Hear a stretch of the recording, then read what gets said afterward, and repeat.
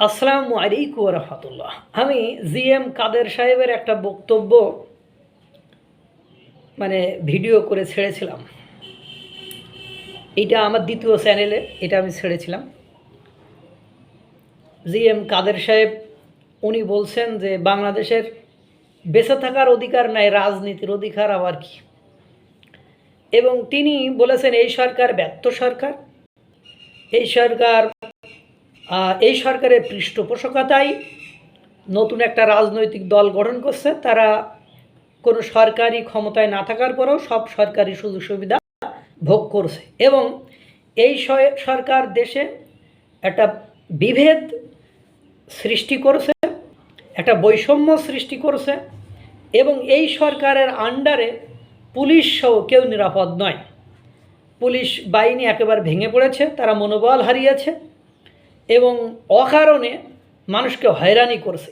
এই ধরনের কথা উনি বলেছেন এবং বলেছেন এই সরকার যত দ্রুত ক্ষমতাচ্যুত হবে বা ক্ষমতা ছেড়ে চলে যাবে তত বাংলাদেশের মানুষের জন্য মঙ্গল এবং কল্যাণকর। কারণ ইতিমধ্যে আমেরিকা যে হুমকি দিয়েছে এবং দেশের যে অর্থনৈতিক অবস্থা এর বিকল্প কোনো কিছু নেই। এমনিতে জিএম কাদেরের যে দল জাতীয় পার্টি, তারা আবার উনি বলছেন ইফতার পার্টিতে আমাদের হামলা করা হয়।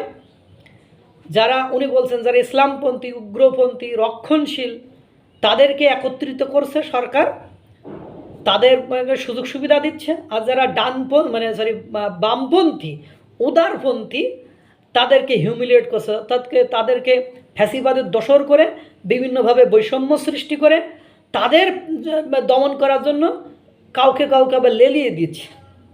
এই ছিল ওনার বক্তব্যের সারমর্ম। আমি বক্তব্যটা ওনার মুখের থেকে শুনে লিখে সুন্দর করে আমার দ্বিতীয় চ্যানেলে ওটা ছেড়েছিলাম।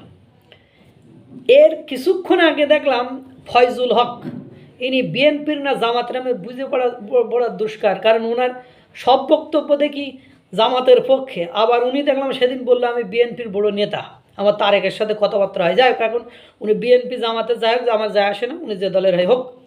উনি দেখলাম বললাম যে এখনই জিএম কাদেরকে, জাতীয় পার্টি জিএম কাদেরকে আটকাতে হবে, না হলে ও এই সরকারের পতন চাই।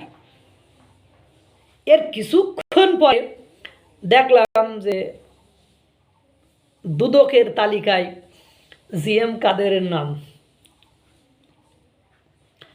দুদকের তালিকায় জিএম কাদেরের নাম।